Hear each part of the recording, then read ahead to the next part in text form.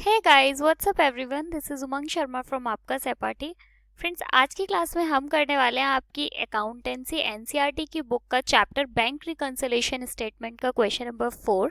Question Hindi और English दोनों language में लिखा है, तो जो भी आपको ठीक लगता है आप उस लैंग्वेज में देख सकते हो।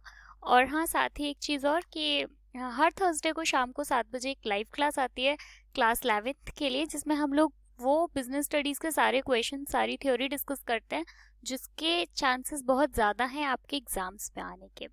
तो क्लास लेना मत भूलो और अपने फ्रेंड्स को भी बताओ क्लास के बारे में। और इनफैक्ट उस क्लास में हम लोग डिस्कस करते हैं आपको आपकी जो और भी क्वेरीज होती हैं, जिस भी सब्जेक्ट में आपको कोई प्रॉब्लम हो रही है, तो हम उस सब के बारे में भी बात करते हैं। स्टार्ट करते हैं क्वेश्चन नंबर 4 के साथ। Bank balance of 40,000 show by the cash book of Atul on December 31st 2016. It was found that तीन चेक दिए हुए हैं, एक 2000 का, 5000 का और 8000 का, deposited during the month of December were not credited in the passbook till January 2017। मतलब कोई 3 चेक दे रखे हैं, मतलब एक सेम डे के 3 चेक दे रखे हैं, वो डिपॉजिट हुए बट क्लियर नहीं हुए, है ना। 3 चेक डिपॉजिट तो हुए लेकिन क्लियर नहीं हुए। उसके बाद में कब तक? 17 तक, 2 जनवरी 2017 तक। उसके बाद नेक्स्ट दिया हुआ है 2 cheques 1000 and 8000 on issued on December 28 were not presented for payment till January 3rd 2017। उसके बाद में 2 चेक और थे, एक 7000 का और एक 8000 का, जो इशू किए गए लेकिन पेमेंट के लिए प्रेजेंटेड नहीं हुए। मतलब बैंक में आपने लगाए लेकिन सेम डे कोई प्रॉब्लम थी, कोई टेक्निकल प्रॉब्लम हो सकती है या कोई हॉलीडे हो सकता है, उसकी वजह से क्या है, पेमेंट के लिए प्रेजेंट ही नहीं हो पाए। In addition sorry, to it bank had credited Atul from 325 interest. मतलब अतुल के अकाउंट में 325 क्रेडिट कर दिए गए इंटरेस्ट के, और डेबिट किया गया है 50 रुपए चार्ज बैंक। चलो, जब मैं ये वाला समझाऊंगी तब आपको, तो जब हम नीचे सॉल्व करेंगे तो समझाऊंगी। बैंक में क्या होता है बहुत बार कि आप लोग को बैंक कुछ फैसिलिटीज देती है जिसके कुछ चार्ज करती है आपसे। तो ये 50 रुपीज़ है, वो चार्ज किया गया है, हमको इसकी जनरल एंट्रीज करनी है। ठीक है, तो देखो फॉर्मेट बहुत ही सिंपल सा होता है। First serial number, particular amount, ये हम एक पॉजिटिव कॉलम मान लेते हैं और एक हम नेगेटिव मान लेते हैं। बहुत ही सिंपल तरीका इसका मैं आपको बता चुकी हूँ। हम उसी वाले तरीके से क्वेश्चन को सॉल्व करेंगे, वो मुझे सबसे इजी तरीका लगता है क्वेश्चन सॉल्व करने के लिए। अब सबसे पहले हम क्वेश्चन की तरफ जाते हैं, तो आप देखोगे बैंक बैलेंस दिया हुआ है आपको कितना, 40,000 का बैंक बैलेंस, कैश बुक का बैलेंस दिया हुआ है। तो आप यहाँ पे सबसे पहले लिखोगे बैलेंस एज पर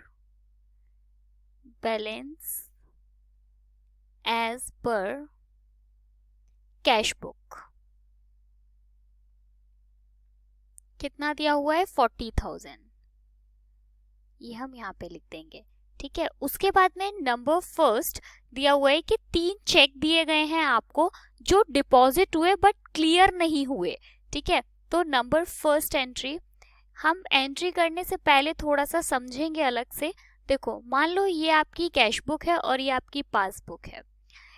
आप, मतलब मैं आपको फिर से वही बात बोलूंगी कि इस वाले तरीके से अगर आप बीआरएस के क्वेश्चंस को सॉल्व करोगे कभी भी गलती नहीं होगी। तो मान लो आपकी कैश बुक का बैलेंस 100 था और पासबुक का बैलेंस भी 100 था। अब ये क्या बोल रहे हैं कि आपने एक चेक डिपॉजिट किया। अगर कोई चेक डिपॉजिट हुआ है, अगर मेरे पास कोई चेक डिपॉजिट हुआ है तो मैं अपने यहाँ प्लस कर लूंगी। कैश बुक में मैंने प्लस कर लिया, तो मेरा अभी कैश बुक का बैलेंस हो गया 200। लेकिन वो क्या बोल रहे हैं कि बैंक में प्रेजेंट, मतलब क्लियर नहीं हो पाया, कुछ हॉलीडे था, कुछ और था, टेक्निकल प्रॉब्लम चल रही थी, तो क्लियर नहीं हुआ। अब अगर बैंक में क्लियर नहीं हुआ तो पासबुक का बैलेंस कितना है? 100।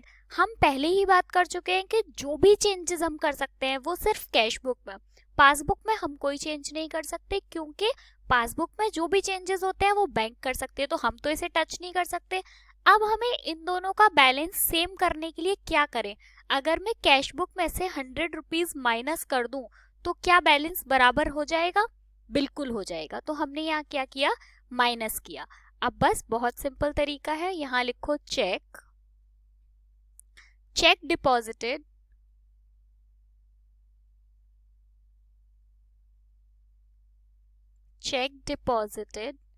but not cleared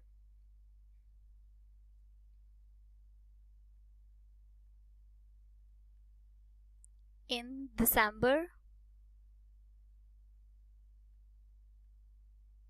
यही तो वो बोल रहा है कि दिसंबर में क्लियर नहीं हुआ। अच्छा, अब हमने यहाँ पे क्या किया था, माइनस किया था, तो आप भी यहाँ पे माइनस कर दो। कितने का दिया गया है, 15,000 का।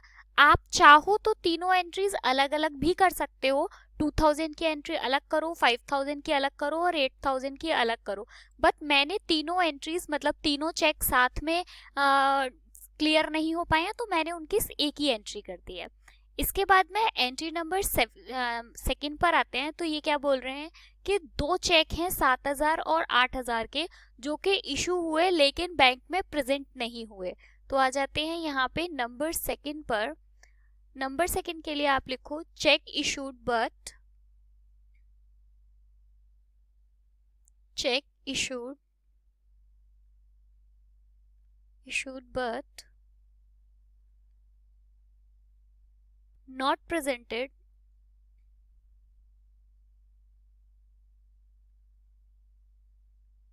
for payment।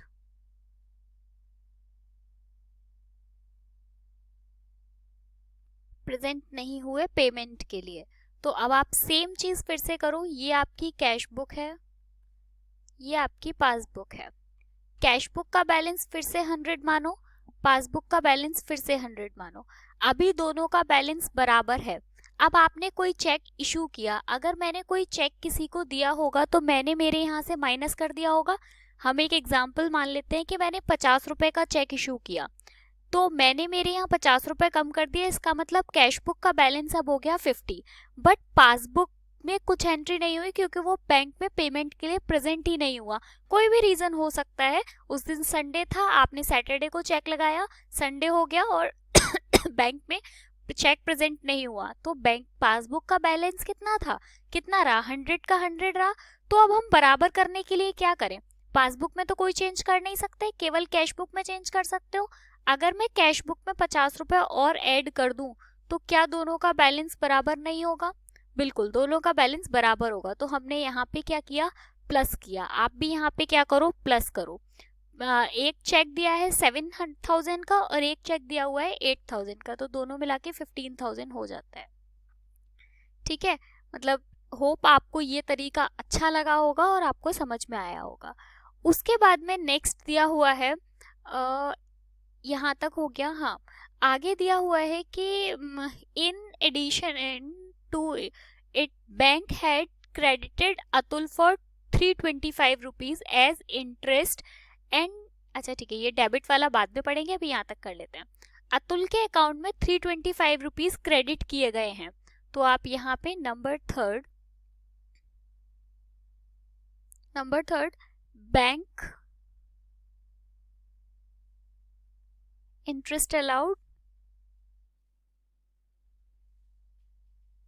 Interest allowed. Same तरीके से हम फिर से करेंगे, मैं थोड़ा सा नीचे यहाँ समझा देती हूँ। ये आपकी कैश बुक है, ये आपकी पासबुक है,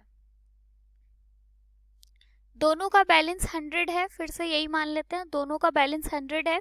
अभी क्या हुआ, बैंक ने आपके अकाउंट में 325 रुपीज क्रेडिट कर दिए, तो यहाँ पे हो गया 325।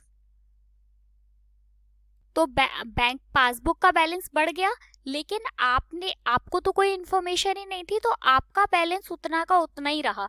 अगर इसका बैलेंस 425 हो गया और आपका बैलेंस 100 है, तो आप क्या करोगे इक्वल करने के लिए, अगर कैश बुक में भी 325 लिख दिया जाए तो दोनों का बैलेंस बराबर हो जाएगा। ठीक है, समझ में आ रहा है, क्योंकि आप केवल कैश बुक, आपके हाथ में केवल कैश बुक में चेंज करना है, पासबुक में आप कोई चेंज नहीं कर सकते। तो बैंक ने अगर आपके में क्रेडिट कर दिया है तो आप भी अपने आप प्लस कर दो। हमने यहाँ पे क्या किया, प्लस किया है, तो आप यहाँ पे भी क्या कर दो, इसे प्लस कर दो। ठीक है, उसके बाद में नेक्स्ट क्या दिया है, debited him with 50 rupees as bank charges. जब आप बैंक की सर्विसेज लेते हो उस टाइम पे बैंक आपसे कुछ चार्ज करता है ना, आप बैंक आपसे कुछ थोड़ा सा अमाउंट चार्ज करता है। तो नंबर 4 पर आते हैं, bank debit charges, bank debited charges. अब देखो मैं फिर से यहाँ समझा देती हूँ आपको, ये आपकी कैश बुक है, ये आपकी पासबुक है, दोनों का बैलेंस 100 है, ये बैलेंस भी आपका 100 है। बैंक ने आपके अकाउंट आपसे चार्ज किया, तो यानी बैंक ने आपके 50 रुपए कम कर दिए, तो बैंक का बैलेंस कितना हो गया, 50 हो गया। लेकिन आपको कुछ नहीं पता था, तो आपने तो कुछ किया नहीं, ना प्लस किया ना माइनस किया, आपका बैलेंस उतना ही रहा। तो अब आप क्या करो, अगर आप भी अपने यहाँ से 50 रुपए माइनस कर दो तो दोनों का बैलेंस बराबर हो जाएगा। तो आपने यहाँ क्या किया, माइनस किया, तो आप यहाँ पर भी माइनस कर दो 50 रुपीज। ठीक है, अब हम टोटल लगाते हैं। तो देखो टोटल लगाने के लिए सबसे पहले में मतलब प्लस साइड का टोटल लगाएंगे।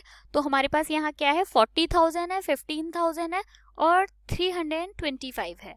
आप इसको प्लस करोगे तो आपका आएगा 55,325। सेम टोटल आप इस साइड भी लगा दो, 55,325। अब आप इसमें से इसको 15,000 को और 50 को लेस करोगे तो आपका निकल कर आएगा यहाँ पे बैलेंस